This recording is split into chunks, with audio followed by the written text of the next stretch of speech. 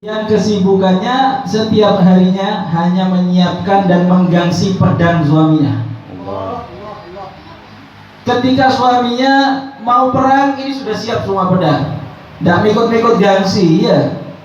Tidak kayak orang sekarang, apa aja saya gangsi pedang deh. Salah musuhnya takut buyar kabeh.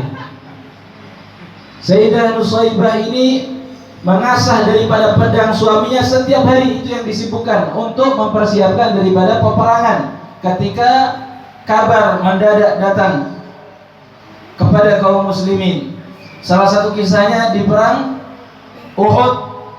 Ketika itu Sayyidah Nusaybah mendengar sahabat-sahabat Nabi ini datang, mengabarkan kan kalau dulu mau perang itu ada yang masuk kampung, keliling-keliling di kampungnya, masuk satu persatu di kampung, perang, ayo siap-siap, persiapkan barang-barang bawaan, siapkan senjata-senjata untuk kita perang.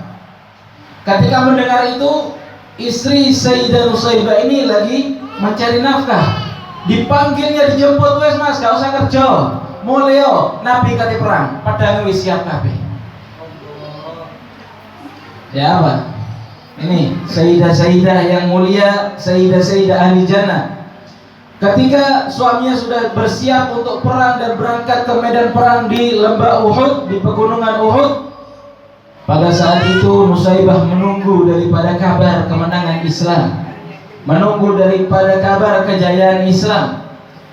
Ketika setelah selesai peperangan Uhud terlaksana, salah seorang dari sahabat datang untuk mengabarkan kepada Nusaybah bahwasanya suaminya telah meninggal di medan perang. Apakah beliau menangis? Tidak.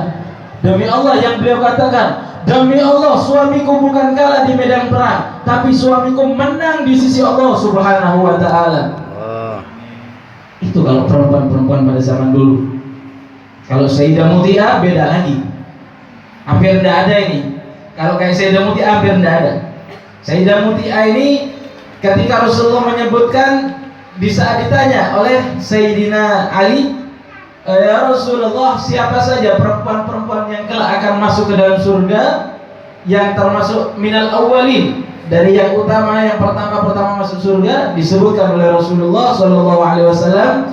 Di antaranya Sayyidatuna Fatimah Zahra bint Rasulillah, kemudian istrinya Rasulullah Sayyidatuna Khadijah, kemudian Sayyidatuna Aisyah. Dan pada akhirnya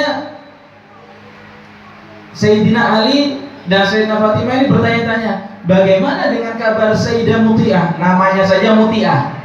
Muti'ah ini artinya taat, wanita yang taat. Bagaimana dengan kabar Sayyidah Muti'ah? Ya Rasulullah, kalau kau pengen tahu Muti'ah, kau datang ke rumahnya. Ini perlu disimak untuk para mujahidah. Ketika Sayyidatuna Fatimah datang bersama Sayyidina Hasan, putra dari beliau, datang ke rumah Sayyidatuna Muti'ah. Ketika ngetuk pintu, Assalamualaikum, ana binti Rasulillah. Dibuka pintu. Apa tujuanmu kesini datang wahai putri Rasul? Tidak ada, aku ingin ziarah aja ke situ. Aku ingin datang ke kau, aku ingin ziarah ke kau ini, ingin silaturahmi. Maaf putri Rasulullah, aku tidak berani memasukkan dirimu ke dalam rumah aku. Kenapa? Karena tidak dapat izin dari suamiku. Perempuan lo ini perempuan, tidak berani memasukkan sesama wanita, bahkan putri Rasulullah untuk masuk ke rumahnya tidak diizinkan. Sudahlah, kau nih balik lagi aja besok. Tidak bisa, aku mau sekarang. Ya binta Rasulillah, ana minta maaf, ana tidak dapat izin dari suami ana. Ini Hasan masih kecil, kau takut. Walaupun Hasan kecil, walaupun kau putri Rasul, aku tidak berani tanpa seizin suamiku. Pulang. Berlanjut sampai 3 hari. Yang dialami Sayyidah Fatimah selalu ditolak untuk masuk rumahnya. Ada apa ini sebenarnya ini? Kok aku masuk rumahnya ditolak? Aku putri Rasul ini. Akhirnya itu hari ketiga Sayyidah Fatimah datang, tidak diizini lagi.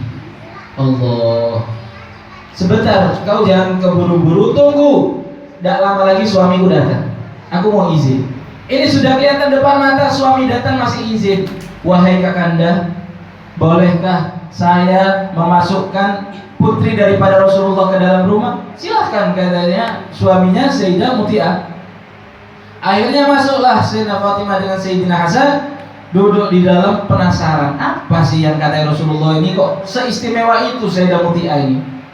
Ketika suaminya masuk itu anduk sudah disiapkan, pakaian sudah disiapkan. Suaminya masuk ke kamar mandi, keluar disambut pakai dupa.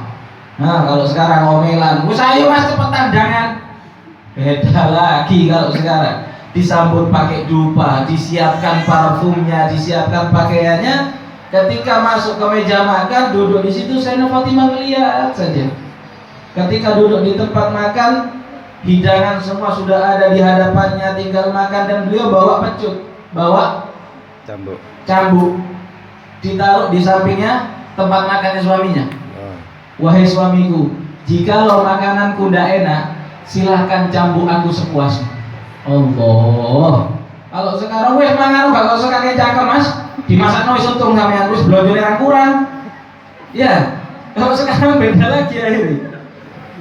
Nah, beli PC kalau 15.000 minta 10. Beda lagi kalau sekarang ya. Disitulah Sayyidah Fatimah menangis sehingga beliau merasa malu dan mengadukan kepada Rasulullah SAW, "Ya abadi, anni astahi ala Muti'ah." Sesungguhnya aku nih wahai abahku, aku malu kepada Muti'ah kalau tidak dia dulu yang masuk ke dalam surganya Allah. Allah. Inilah panutan-panutan wanita yang memang jiwanya, yang memang raganya sudah diwakafkan untuk Allah Subhanahu wa taala.